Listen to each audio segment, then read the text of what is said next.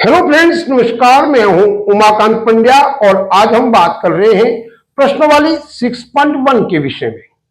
6.1 के अंतर्गत यदि देखेंगे तो आपके पास में 3 सवाल हैं और इन 3 सवालों को यदि आपको हल करना है तो आप इसको सिर्फ और सिर्फ 5 मिनट में हल कर सकते हैं। पर मैं चाहता हूं आप इसको सिर्फ हल करने के बजाय इसके कॉन्सेप्ट को बहुत बेहतर तरीके से समझें।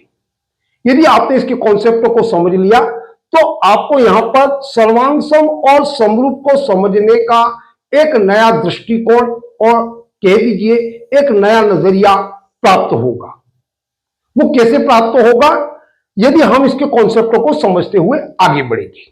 आपका जो पहला सवाल है वही आपके बहुत बड़े कॉन्सेप्ट को क्लियर कर देगा। तो आइए हम शुरू करते हैं। हम हमारी प्रश्नावली 6.1, पहला सवाल क्या लिख रखा है? सभी वृत्त डैश डैश होते हैं। अब इस डैश डैश की जगह मतलब इस खाली जगह पर आपके सामने 2 विकल्प दिए गए हैं। ये जो आपके पास में सर्वांग सम और समरूप 2 जो शब्द दिए गए हैं उसमें से एक को आपको भरना है। तो हो सकता है आप यहां सभी वृत्त सर्वांग सम होते हैं ऐसा भर सकते हैं, या फिर आप यहां सभी वृत्त समरूप होते हैं ऐसा भर सकते हैं। तो इन दोनों में से आप क्या भरोगे? उसको भरने से पहले हमें सर्वांग सम और समरूप से संबंधित जो बातें हैं वो बिल्कुल क्लियर होनी चाहिए। और उस पर भी हमने पार्ट फर्स्ट और सेकंड में बहुत विस्तृत तरीके से बात की है। यदि आपने इसको नहीं देखा तो एक बार जरूर देख ले। पर फिर भी यहां पर एक बार पुनः मैं आपको स्मरण करा देता हूं कि सर्वांग सम या समरूप क्या होता है।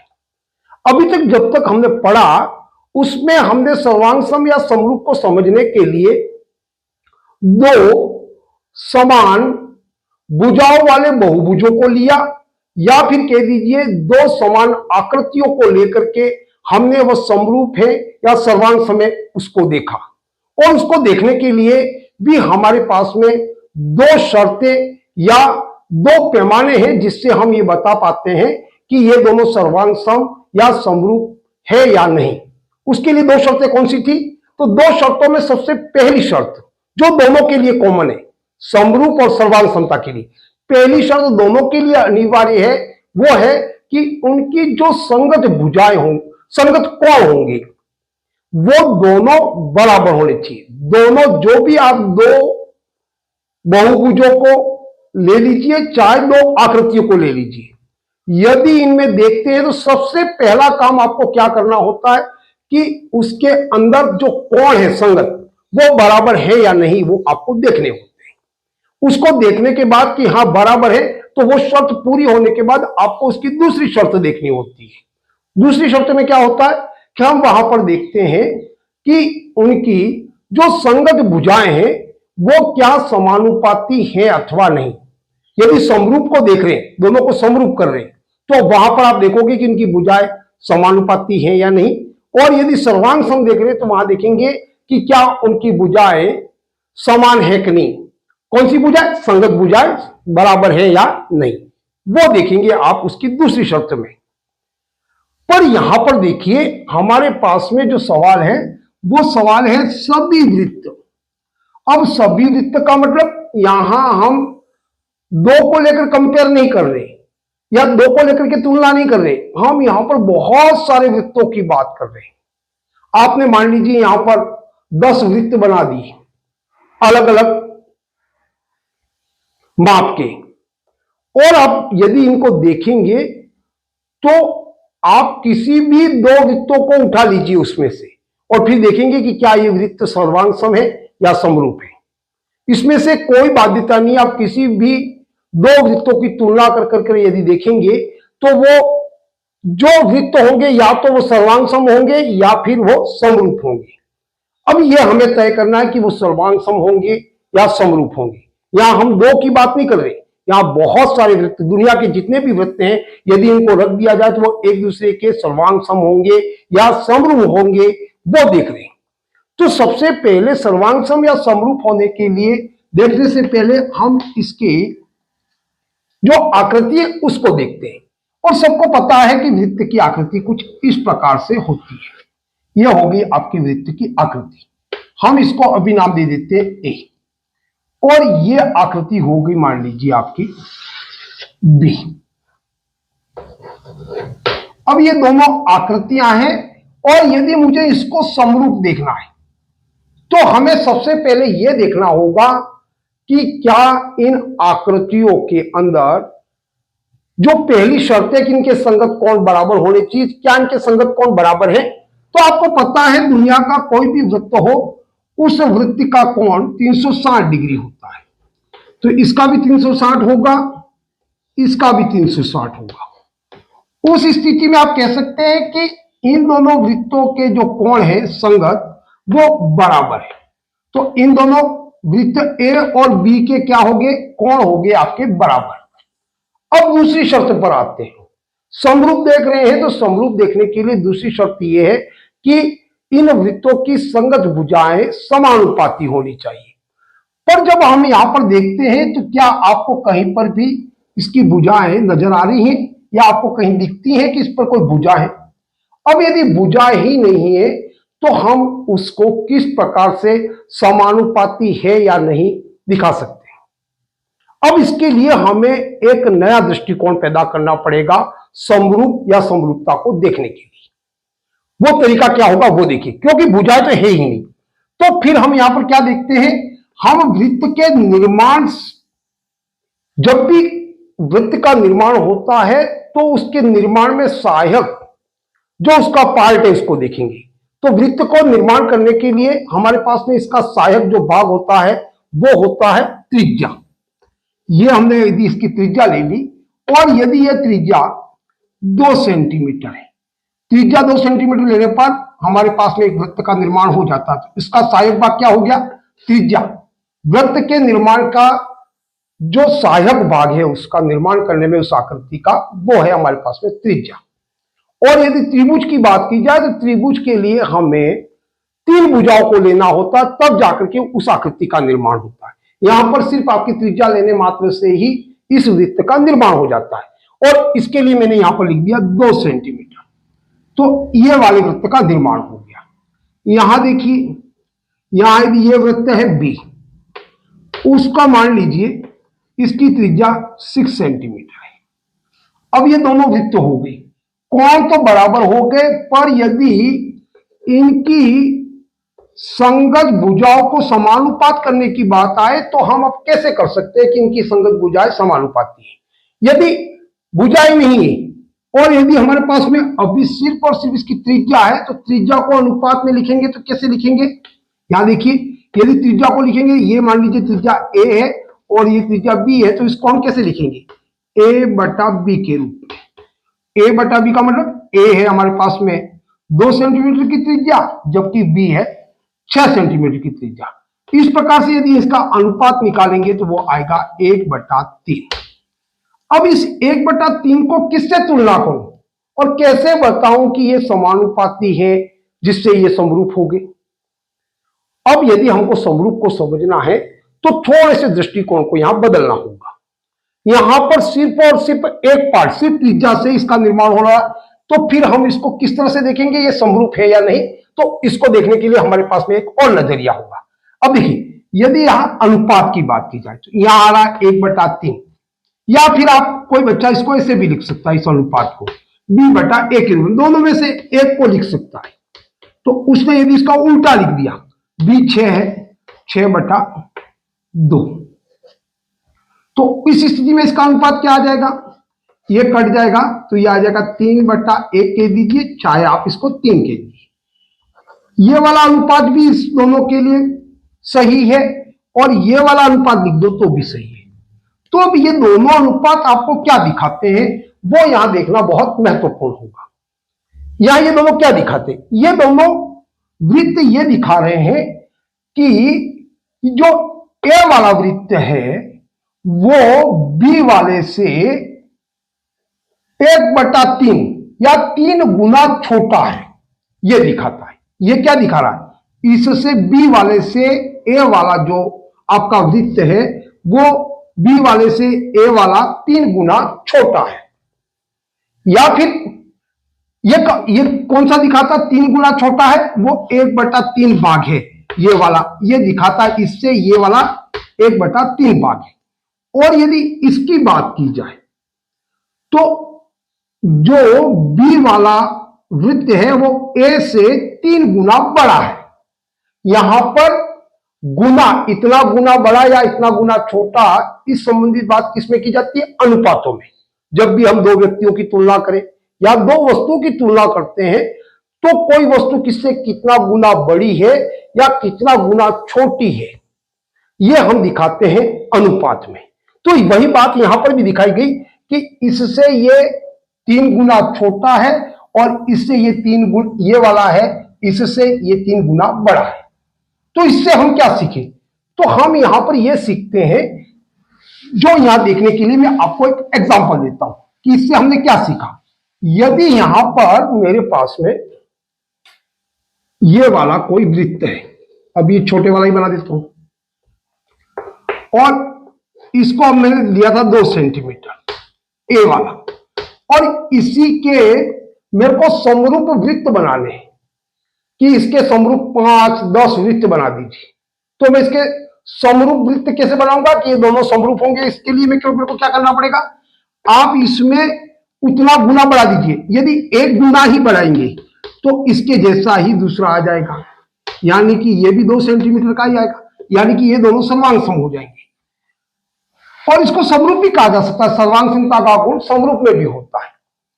पर यदि इससे अलग बनाना, यदि मैंने इसको 2 गुना कर दिया, इसका इसी से जन्म ले रहा है, ये जो दूसरे जितने समरूप है वो इसी से जन्म लेकर के बढ़ाते हुए, कितना गुना बढ़ाने पर किसी भी आकृति या बहुभुज को उतना गुना बढ़ाने से उसके समरूप का जन्म होता है, वो मैं यहां दिखा रहा हूं कि किसी भी आकृति में इसको मैंने अभी 2 गुना कर दिया, तो इसका जो 2 गुना करने पर क्या आ जाएगा? 4, यानी कि ये जो वृत्त होगा वो 4 सेंटीमीटर का होगा, और ये हो गया इसका समरूप।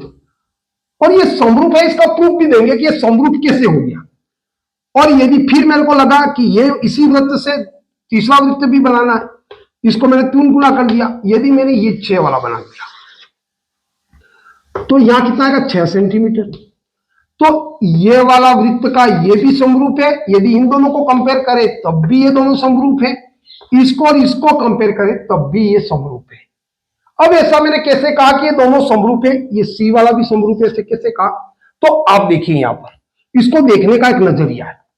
यदि आपने इसको 3 गुना कर दिया, इसको बड़ा कर दिया, अभी यही है, इसको यदि मैंने 3 गुना कर दिया, इसी को कर दू 3 गुना, तो ये भी इसके बराबर हो जाएगा, 6 के बराबर। यानी कि ये वाला और ये वाला दोनों ही समान माप के हो जाएंगे, यानी कि इसकी जो परिधि होगी, मान लो ये वृत्त अभी यहां पर है, ये अभी 2 सेंटीमीटर का है, और यदि मैंने इसको 3 गुना बढ़ा दिया तो ये वाला वृत्त भी कितना हो जाएगा? 6 सेंटीमीटर का, यानी कि इस वाले वृत्त की परिधि को ये वाला वृत्त भी पूर्ण रूप से ढक लेगा, या गणित की भाषा में कहें तो एक परिधि पर दूसरी परिधि संपाती हो जाएगी, यानी कि ओवरलैप कर देगी। न तो ये वाली परिधि इससे बाहर निकलेगी, न इसके अंदर रहेगी। आपका एक समय अवधि समरूप है तो ऐसा आएगा कि दोनों ही बहुभुज के दीजिए, दोनों आकृतियां सर्वांग सम हो जाएंगी। यदि एक दूसरे को ढक लेती हैं और उसके जैसे ही आकृति निर्माण करने की क्षमता है उसमें, तो वो क्या हो जाती है? समरूप हो जाती है। यदि इसकी बात की जाए, अब ये 4 सेंटीमीटर, ये और ये दोनों भी समरूप है। क्यों समरूप है? क्योंकि ये वाला जो सवाल है उसमें जब हम उत्तर देंगे तब पता चलेगा, यदि 2 हो, 3 हो या 10 भी हो तो वो एक दूसरे के समरूप है। अब ये 4 है और ये 6 है, और यदि इन दोनों का अनुपात देखा जाए क्या आ जाएगा? एक अनुपात आता है आपका 4/6, यानी कि ये हो गया 2/3। और इसका उल्टा लिख दिया जाए, उल्टा भी लिखा जा सकता है 6/4, यानी कि ये हो गया 3/2। तो आप यहां से क्या समझते हैं कि यहां से हम ये समझ रहे हैं कि ये वाला पार्ट है बी, वो इसका 2/3 भाग है, और ये वाला जो पार्ट है वो इसका 3/2 भाग है। गुना है, भाग का मतलब 2/3 गुना है। ऐसा यदि आपने समझ लिया, यदि आपने यहां देखिए 2/3 है और ये 3/2 है। अब इस स्थिति में क्या होगा, यदि ये वाला इतना गुना इसको बढ़ा दिया 3/2 गुना, उस स्थिति में क्या हो जाएगा, 2 3 2 की 6, ये वाला वृत्त आपका 6 सेंटीमीटर की त्रिज्या वाला बन जाएगा। तो इसको ओवरलैप कर लेगा, यानी कि ये भी इसका समरूप हो जाएगा। और इसका अपोजिट, यदि इसको इसके जैसा बदलना है तो 2/3 है, तो 6 को यदि आपने 2/3 गुना कर दिया, उस स्थिति में क्या हो जाएगा, 2 में 2 का गुना 4 सेंटीमीटर आ जाएगा। तो ये छोटा करने पर इसको ओवरलैप कर लेगा, न तो इसकी परिधि बाहर जाएगी ना अंदर जाएगी। कहने का मतलब जब कभी भी दो समान भुजा वाले बहुभुज हो, चाहे दो आकृतियां हो, यदि वो समरूप है तो वो उससे कितना गुना बड़ी है या कितना गुना छोटी है वो दिखाती है। और उसके बराबर करने पर एक समझ जरूर आता है कि वो दोनों सर्वांग सम हो जाती है, एक दूसरे को ओवरलैप कर देती है। इसका एक भी भुजा या एक भी भाग उससे न तो बाहर होता है न अंदर की तरफ होता है। ये देखने का ये दूसरा नजरिया है। अब हम यहां पर हम इसका उत्तर देंगे। आशा करता हूं ये बात आपको समझ में आ गई होगी। आप 10 वृत्त भी ले लीजिए, यहां पर सभी एक दूसरे को इतना गुना बड़ा और उतना गुना छोटा करने पर दूसरी आकृति के सर्वांग सम रूप में परिवर्तित हो जाती है, यानी कि उसके जैसी आकृति आ जाती है। पर इसके लिए जरूरी क्या है कि आपको पहले तो उसके जो संगत कोण है वो बराबर तो होने चाहिए। और संसार के जितने भी वृत्त हैं उनके सभी के कोण तो अपने आप ही 360 डिग्री बराबर है। वो बात तो यही है, बस इनकी एक ही भुजाओं को आपको कितना गुना छोटा या कितना गुना बड़ा करना है, बढ़ा देंगे तो वो सभी वृत्त क्या हो जाएंगे, एक दूसरे के समरूप हो जाएंगे। पर यह कह रहा है क्या सर्वांग सम है, तो देखिए ये 6 सेंटीमीटर बनाया वो भी वृत्त है। ये आपने अभी यहां पर यदि क्या कितना लिया था, ये 4 सेंटीमीटर वाला लिया था, ये भी आपका वृत्त है और ये भी वृत्त है, ये 2 सेंटीमीटर। ये सभी आकार समान नहीं है। सर्वांग सम होने के लिए क्या जरूरी है, सर्वांग सम होने के लिए जरूरी है कि उसके माप सबके बराबर होने चाहिए। जबकि यहां तो माप 2 सेंटीमीटर वाला, यहाँ 4 सेंटीमीटर वाला और 6 सेंटीमीटर वाला, यानी कि ये बड़ा है, ये इससे छोटा है, ये इससे छोटा, इससे भी छोटा हो सकता है। तो वृत्त, दुनिया के जितने वृत्त है वो कभी भी सर्वांग सम नहीं हो सकते, क्योंकि सभी वृत्त एक ही माप के नहीं, छोटे और बड़े बनाए जा सकते हैं, इसमें सर्वांग सम तो होगा नहीं। तो यहां आ जाएगा आपका उत्तर, सभी वृत्त समरूप होते, दुनिया के जितने भी वृत्त हैं। आप आंख बंद करके ये बता सकते हैं यहां से कि जब भी आपकी वृत्त की बात पूछी जाए कि वृत्त कैसे होते, तो दुनिया के जितने वृत्त हैं वो यदि कभी भी कंपेयर करेंगे तो वो हमेशा ही समरूप दिखेंगे। ये हमने यहां से सीखा। और इतना समय भी इसलिए ले रहा हूं कि आप इस बात के कॉन्सेप्ट को बहुत बेहतर तरीके से समझ सके। यहां से आपको समझ में आ गया होगा कि कोई भी बहुभुज है तो वो एक दूसरे को संपाती यानी एक दूसरे को ओवरलैप कर पाएगा, तभी वो समरूप होगा। अब दूसरी बात समझिए, ये जो दूसरा सवाल आपके अंदर दे रखा है उसको देखिए। दूसरे में क्या दे रखा है, सभी वर्ग डैश डैश होते हैं समरूप या सर्वांग सम। फिर वही बात है जो आपने पहले में देखी। तो सबसे पहले तो आपको जो आकृति दे रखी है उसकी प्रॉपर्टी पता होनी चाहिए। पहले तो आपको पता होना चाहिए कि वर्ग क्या होता है। हमको पता है वर्ग का मतलब होता है जिसकी चारों भुजाएं बराबर हो। ये होगी इसकी चारों भुजाएं बराबर, ये मान लो 4 4 4 और 4, क्योंकि चारों भुजा बराबर करनी पड़ेगी। और वर्ग में सभी कोण क्या हो जाएंगे, 90 डिग्री की। एक और ले लेते हैं, ये ले लिया हमने। और यहां देखिए इसकी भुजा मान लो 2 2 2 2, और इसके कोण को देखेंगे तो इसके सभी कोण कितने होंगे, 90 डिग्री के। तो यहां पर कोण तो स्वतः ही बराबर होंगे। यहां यदि मैं, क्योंकि सभी वर्ग कह रहा है, यहां दो को कंपेयर नहीं करना, दुनिया के जितने भी वर्ग होंगे वो कैसे होंगे। तो आप एक तीसरा वर्ग भी ले लीजिए अपनी मर्जी से, कुछ भी यहां अपनी मर्जी से नाप दे दीजिए। यदि इनका माप में 10 10 10, क्योंकि भुजाएं बराबर ही होंगी, 10 10 हो गया। और इनके कोण कितने हो जाएंगे, 90 90 डिग्री के। तो कोण तो आप तीनों में देखिए, तीनों के कोण बराबर है। पहली शर्त जो समरूप होने के लिए है वो तो पूरा करती है कि इनके कोण बराबर है। अब अनुपातों की बात आती है, तो अनुपातों को देखिए कि इनकी भुजाओं के जो अनुपात है वो क्या हो जाएंगे, अनुपात हो जाएंगे इसके जो है, इसके अनुपात क्या हो जाएंगे, समानुपात। समानुपात कैसे हो जाएंगे, कोई भी भुजा ले लीजिए, यहां से आप इसका नाम रख लीजिए A B C D E F G H I J K L. अब यदि इन दोनों को देख रहे कि क्या ये दोनों समरूप है या नहीं, तो आपको क्या देखना, कौन बराबर है। हाँ, पहली शर्त पूरी। दूसरी शर्त में भुजाएं, आप क्योंकि सभी भुजाएं बराबर है, इसके सभी भुजाओं को आप कैसे लिखेंगे, ए बी बटा आपने ये वाला ले लिया सी एफ, यहां से दूसरी भुजा उठाई ए सी, ऊपर यदि इसकी वाली भुजा ऊपर लिख रहे हैं तो सभी भुजा इसकी ऊपर लिखनी है। आपको ऐसा नहीं करना कि इस वाली के ऊपर लिख रहे सभी भुजा इसकी ऊपर आनी चाहिए, इस वाली के ऊपर लिख रहे थे इस वाली के ऊपर लिख देना, इसमें कोई आपका कोई प्रॉब्लम नहीं है। पर जिसकी भी ऊपर लिखे हो उसकी ऊपर और जिसकी नीचे लिखे हो उसके नीचे, तभी ये अनुपात सही आ पाएंगे। नहीं तो आपका सवाल फिर गलत दिखेगा और अनुपात भी गलत आ जाएगा। अब ए बी के बराबर में ये ए बी है, आपने लिख दिया सी है, और इसमें किसी भी भुजा को किसी के साथ लिख दो, कोई प्रॉब्लम नहीं, क्योंकि भुजाएं सब बराबर है। अब ए बी लिख दिया, अब की बार में आपको लिखना पड़ेगा ए सी। आपने ए सी लिखो चाहे बी डी लिखो, पर इसी की भुजा को ऊपर लिखना है। ए सी ले लिया आपने, अब इसकी जगह ये वाला लिया था, आप अभी यही ले लो, तो आपको पता पड़ेगा ये ई जी। इसी प्रकार से आप सभी भुजाओं को लिखोगे तो क्या आएगा, ए बी कितना है, ए बी है आपके पास में 4, और सी एफ कितना है, तो यहां सी एफ देखोगे 2, तो यहां पर भी 4/2 आएगा, यानी कि 1/2, तो यहां क्या जाएगा 2/1 और 2/1 के रूप में सभी जितनी भी हैं उनकी भुजाएं होंगी वो समानुपाती आएंगी। संगत भुजाएं क्या हो जाएंगी, समानुपाती।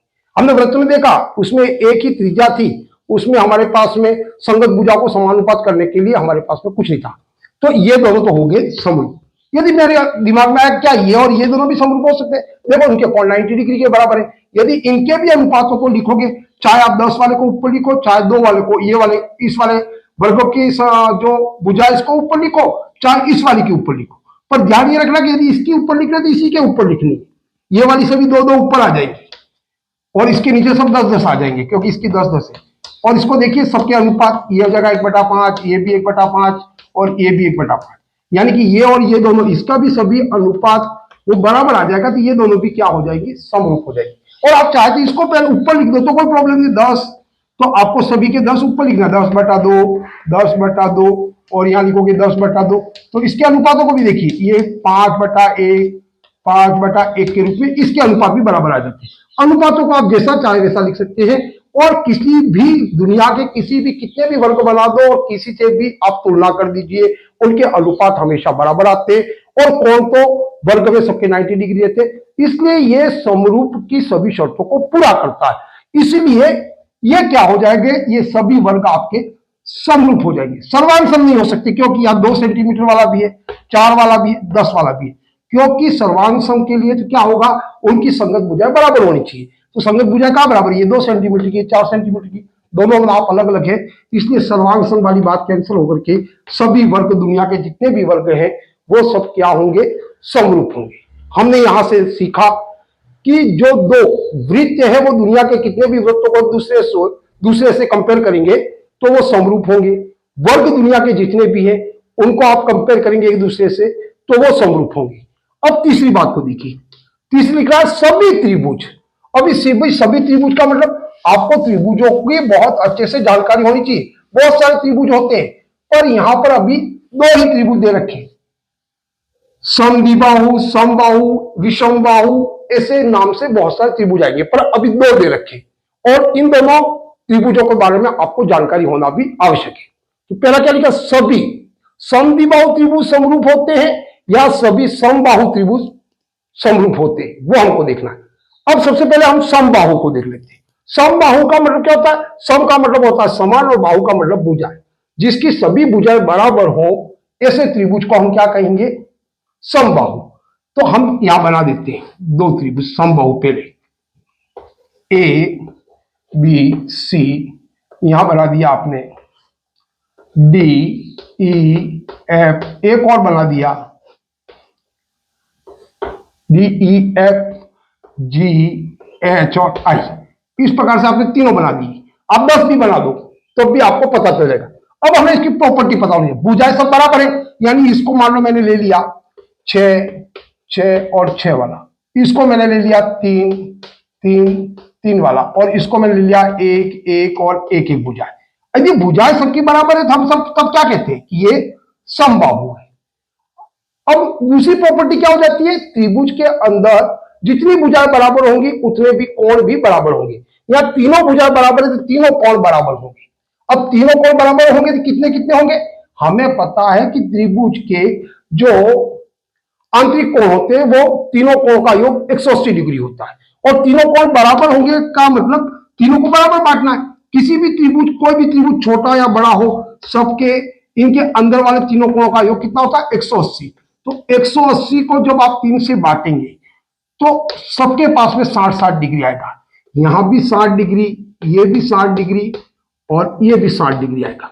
तो फिर यहां ऐसा नहीं होगा कि 60-60 डिग्री नहीं होगा, छोटा हो जाएगा, क्योंकि 180 त्रिभुज के अंदर तीनों कोणों का योग जो होता है वो 180 होता है, चाहे त्रिभुज छोटा हो या बड़ा।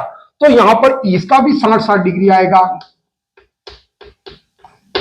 क्योंकि त्रिभुज की तीनों भुजाएं बराबर थी। इसके भी 60-60 आएगा।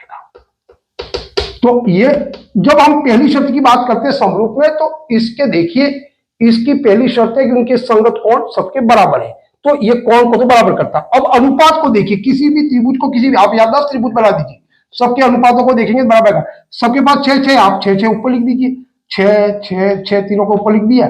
फिर देखिए क्या बराबर में है कि नहीं है। तो ये वाला ले लिया 6/3, 6/3 और 6/3। यहां देखिए 2/1, 2/1, 2/1 या 2-2 कह दीजिए, या उल्टा भी लिख दोगे तो 3/6, 3 क्योंकि 3 वाले ऊपर लिखोगे, 3 वाले ऊपर ही लिखने सबके, तो ये हो जाएगा 1/2, 1/2 और ये आ जाएगा 1/2। अभी भी इनके अनुपात जो आ रहे हैं आपके 2/1 आ रहा था, इसमें भी 2/1 आ रहा है, इसमें भी 2/1 आ रहा है, इसमें 1/2 आ रहा था, इसमें भी 1/2 आ रहा है इसमें। तो यानी कहने का मतलब इनके जो संगत भुजाएं हैं वो सभी क्या होगी? समानुपाती। चाहे आप इसको ले लोगे 3/1 आ जाएगा, यहां पर भी 3/1 आ जाएगा, या 1/3 इस प्रकार से ये सभी समबाहु जितने भी त्रिभुज होते हैं वो समरूप होते हैं। हम इसको कह सकते हैं कि ये जितने त्रिभुज है समबाहु वो क्या हो जाएंगे? आपके समरूप। समद्विबाहु नहीं हो सकते। क्यों नहीं हो सकते? देखिए, समद्विबाहु, द्वि का मतलब दो भुजाएं जिसकी बराबर है, तो उसकी दो भुजाएं बराबर, जिसके दो कोण भी बराबर होंगे। तो मान लीजिए यहां पर मैंने एक त्रिभुज बनाया, ये वाला, एक और ये बनाया मान छोटा, एक और छोटा बना दिया। तो जब समद्विबाहु की बात करते हैं, दो कोण इसके बराबर होंगे, तो इसका मतलब ये नहीं है कि दो कोण तो कोई भी बराबर हो सकते। ये मान लो इसकी 40-40 डिग्री बराबर हो सकते, इसका कोई माप हो, ये दोनों भुजाएं बराबर हो, ये हो सकता है, ये 50-50 डिग्री भी हो सकते हैं। हाँ, ऐसा नहीं है कि हमेशा ऐसा होगा, पर सभी का माप जब देखेंगे, ये तो क्या कह रहा है? सभी त्रिभुज, सभी समद्विबाहु, सभी समद्विबाहु नहीं हो सकते, क्योंकि सभी समद्विबाहु की जो दो भुजाएं उसके कोण हमेशा अलग अलग आते। ये हो सकता है आपके पास में 45-45 डिग्री की आ जाए और ये भुजाएं दोनों बराबर हो। तो ऐसी स्थिति में इनके कोण ही अलग होंगे, तो पहली शर्त तो कोई पूरा नहीं करता। इसलिए समद्विबाहु त्रिभुज कभी भी आपके क्या होंगे? समरूप नहीं होंगे। यहां उत्तर होगा सभी समबाहु त्रिभुज समरूप होंगे, समद्विबाहु त्रिभुज समरूप नहीं होंगे। यह बात यहां से क्लियर होगी। अब चौथे सवाल को देखिए। चौथे सवाल को जब आप यहां से देखेंगे तो आपको यह पता चलेगा कि चौथा सवाल क्या कह रहा है। यह कह रहा है, हमने अभी तक जो परिभाषा पढ़ी कि दो समान भुजाओं वाले बहु, समान भुजाओं का मतलब आप त्रिभुज ले रहे हैं, यानी कि त्रिभुज में कितनी भुजाएं? 3 भुजाएं। तो दूसरा भी आपको त्रिभुज ही लेना पड़ेगा, क्योंकि उसमें भी 3 भुजाएं। आप ऐसा कंपेयर नहीं कर सकते, एक त्रिभुज ले लिया 3 भुजाएं होगी और एक चतुर्भुज ले लिया। ऐसा करने पर, भुजा ही अलग होने पर तो वो बातें सीधी क्रॉस हो जाएंगी, वो कभी समरूप नहीं होगा। यहां आपको चतुर्भुज और चतुर्भुज लेना पड़ेगा यदि आपको समरूप करना है, त्रिभुज और त्रिभुज लेना पड़ेगा। कहने का मतलब दो समान भुजाओं वाले बहुभुज लेने पड़ेंगे। वही बात यहां कह रहा है, भुजाओं की समान संख्या वाले। तो आप जो भी लोगे समरूप करने के लिए, वो समान संख्या वाले लोग, दो बहुभुज समरूप होते हैं। यदि समान भुजा वाले तो होने ही चाहिए, पहली शर्त तो यही है कि इनकी भुजाएं समान होनी चाहिए। यदि एक की भुजाएं किसी की कम ज्यादा आ गई तो आप सीधा इसको क्रॉस कर सकते हैं कि ये तो समरूप नहीं है। पर यदि समान भुजा वाले दो बहुभुज आपको दिख गए तो फिर इसके अंदर क्या देखना है? उनके संगत कोण क्या होने चाहिए? अभी बताया, चाहे सर्वांग सम हो चाहे समरूप हो, दोनों के लिए अनिवार्य शर्त है कि उनके कोण तो बराबर होने चाहिए। तो यहां शब्द होगा उनके संगत कोण बराबर हो तथा उनकी संगत भुजाएं। संगत भुजाएं क्या कहा कि अनुपात में, समरूप की बात करेंगे तब उनकी भुजाएं क्या होनी चाहिए? अनुपात में, क्योंकि यहां कह रहा समरूप। कौन से दो बहुभुज समरूप होंगे? जब उनकी संगत भुजाएं समानुपाती हो। और यदि सर्वांग सम की बात आती, यहां बहुभुज सर्वांग सम होते तो दोनों जगह बराबर आता कि इसके कोण भी बराबर होने चाहिए और भुजा भी बराबर होनी चाहिए। जबकि समरूप आया तो हम भरेंगे इनके कोण तो बराबर होने चाहिए दोनों ही स्थिति में, चाहे सर्वांग सम की बात कर ली जाए चाहे समरूप की। पर यदि समरूप की बात करेंगे तो इसकी संगत भुजाएं क्या हो जाएंगी? समानुपाती। तो यहां शब्द बनेंगे समानुपाती, जबकि कोण बनेंगे बराबर। ये यहां पर बनेंगे। अब दूसरा सवाल देखिए, निम्नलिखित युग्मों के दो भिन्न भिन्न उदाहरण दीजिए। आपको दो दो उदाहरण देने। समरूप आकृतियां कौन कौन सी होती? अभी तक हमने पढ़ लिया दुनिया की वृत्त है, आप आंख बंद करके किसी भी वृत्त को किसी भी वृत्त से तुलना करेंगे तो वो आपको इतना गुना छोटा या बड़ा मिलेगा और उसके कोण भी बराबर मिलेंगे। तो वृत्त है वो एक हो गया आपका समरूप। दूसरी आकृति कौन सी है? दूसरी आकृति में हमने वर्गों को देखा। यदि वर्ग भी है, दुनिया के कितने भी वर्गों को आप एक दूसरे से कंपेयर करेंगे तो वो भी आपकी समरूप आकृति में आएगी। तीसरी बात हमने देखी थी समबाहु त्रिभुज में। त्रिभुज, वर्ग और वृत्त तीन है, वो तीनों ही आपकी समरूप आकृतियां हैं। आप किसी से भी किसी को भी मिला दीजिए। आपको यहां दो पूछा था, इस दोनों में से आप तीनों में से दो कोई भी ऑप्शन, चाहे तो आप वृत्त और वर्ग दे सकते हैं या फिर वर्ग और त्रिभुज दे सकते हैं या फिर वृत्त और त्रिभुज दे सकते हैं। दो उदाहरण आपको, कौन सा त्रिभुज? त्रिभुज का नाम लिखना है समबाहु। तो समबाहु त्रिभुज और वृत्त दे सकते हैं, समबाहु त्रिभुज और वर्ग दे सकते हैं। तो आप जो भी चाहे दो उदाहरण यहां दे सकते हैं। यहां देखिए ऐसी आकृतियां जो समरूप नहीं है। अब आकृतियां समरूप नहीं, इसको दिखाने के लिए, समरूप दिखाने के लिए यही शर्त है कि समान संख्या वाले होने चाहिए उसके जो बहुभुज होंगे, दो बहुभुज। तो आपने एक त्रिभुज ले लिया, तीन भुजा वाला ले लिया, एक चतुर्भुज ले लिया। ऐसा करने से ही पहली बात में वो क्रॉस हो जाएगा। तो आप यहां कह सकते हैं त्रिभुज और चतुर्भुज है वो समरूप नहीं है। और दूसरी बात क्या कह सकते हैं? दूसरी कौन सी चीज है जो समरूप नहीं है? तो एक कह सकते हैं, एक वर्ग ले लीजिए, एक वृत्त ले लीजिए, वो कभी भी आपके समरूप नहीं होंगे। तो ऐसी आकृतियां जो समरूप नहीं है, तो ये उदाहरण आप दे सकते हैं। अब देखिए, बताइए कि निम्नलिखित चतुर्भुज समरूप है या नहीं। यह सवाल बहुत इंपॉर्टेंट है, आपका जो तीसरा सवाल है। अब आप यहां देखेंगे चतुर्भुज, चार भुजाओं वाली जितनी भी आकृतियां हैं वो सब चतुर्भुज है। वर्ग को भी कहेंगे तो वर्ग में भी चार भुजाएं, आयत में भी चार भुजाएं, और फिर दूसरे जो आपके सम चतुर्भुज है, समांतर चतुर्भुज है, वो समलंब चतुर्भुज है। बहुत सारे चतुर्भुज है, उनकी प्रॉपर्टी भी आपको पता होनी चाहिए। प्रॉपर्टी पता होगी तो आप बहुत बेहतर तरीके से इसको हल कर पाएंगे। अब यहां देखने पर चतुर्भुज दे दिए तो इन दोनों को ही चतुर्भुज कहा जा सकता है क्योंकि इसकी चार भुजाएं। तो ये वाला देखिए आपके पास में ये ए बी सी डी वाला जो है वो इसके अंदर 90 डिग्री का कोण भी बना रखा है। सभी इसकी भुजाएं भी बराबर है, भुजाएं बराबर है और 90 डिग्री का कोण है। यानी कि ये वाला आपका एबीसीडी वाला क्या हो गया? एबीसीडी वाला आपका हो गया वर्ग, क्योंकि इसके सभी कोण 90 डिग्री के भी हैं और इसकी भुजाएं भी बराबर है। तो कितनी होगी? 3 3 3 और 3। अब यहां देखिए आपके पास पी क्यू आर एस जो दे रखा है, ये वाला जो आपको दे रखा है वो कुछ इस तरीके से दे रखा है। इसको भी समझ लीजिए। ये क्या दिखाता है? पी क्यू आर एस वाला क्या कह रहा है? P Q R S. अब यह 90 डिग्री दे रखा है, जबकि यहां देखिए यहां पर ये 90 डिग्री नहीं है। इसकी भुजाएं बराबर है, 1.5 1.5 1.5 और 1.5। इसकी भुजाएं बराबर है। और यदि इन भुजाओं के साथ में आप ये जो एबीसीडी जो आपका दे रखा है, ये आपका ये क्या दे रखा है? पी क्यू, ये आपका एबीसीडी वाला, यहां लिख देते हैं ए बी सी डी, ये वाला वो वर्ग है। उसकी भुजाओं को यदि इनकी भुजाओं के साथ में, संगत भुजाओं के साथ में देखोगे तो इनका अनुपात बराबर आएगा, क्योंकि आप चाहे लिखे 3/1.5 लिखे सबको लिख दोगे चारों को इस तरीके से, तो आप देखेंगे सबका क्या आ जाएगा? 1.5 है तो ये ए और ये हो जाएगा 2/1, ये भी 2/1। तो इसका कितना आ जाएगा? 2/1 2/1 और 2/1 के रूप में। उल्टा भी लिख दोगे तो 1/2 1/2 के रूप में। अनुपात तो बराबर आ गया, पर इसके कोण बराबर नहीं। क्यों कोण बराबर नहीं? ये वर्ग है और इसकी चारों भुजाओं को बराबर देख करके आपको कभी वर्ग नहीं कह देना है, उसके कोणों को भी देखना है। ये जो आकृति का निर्माण हुआ जिसकी चारों भुजाएं बराबर होती हैं और उसके आमने सामने की भुजाएं जो समांतर होंगी इस वाले की, तो ये होगा आपका समचतुर्भुज। इसको बोलते हैं समचतुर्भुज। इसका निर्माण कैसे होता है? इसका निर्माण होता है वर्ग से। मान लीजिए ये अभी 1.5 सेंटीमीटर का होता तो ये इसने यहां पर क्या किया, इस वाले कोण को और इस वाले कोण को प्रेस कर दिया, दबाने पर क्या हो गया, ये दोनों कोण आपके बढ़ गए, 90 डिग्री से ऊपर हो गए। और ऐसा दबाने पर ये दोनों कोण, ये दोनों भुजा पास में आने से ये दोनों भुजा आपकी छोटी हो गई। तो ये 90 डिग्री के एंगल से हिल गई, ये 90 डिग्री, इनके कोण बराबर नहीं है, इसलिए ये तो दोनों समरूप है ही नहीं। ये समरूप वाली बात तो इसकी कैंसिल हो गई। पर यहां समझ भी लीजिए कॉन्सेप्ट को भी, आमने सामने की भुजाएं इसकी जो होंगी वो बराबर हो जाएंगी, क्योंकि प्रेस करने पर, ये ऐसा प्रेस करने पर, ऐसे दबाया आपने इसको, ऐसे दबाने से क्या होगा कि ये दोनों फैल जाएंगी, उसकी भुजाओं में कोई परिवर्तन आएगा।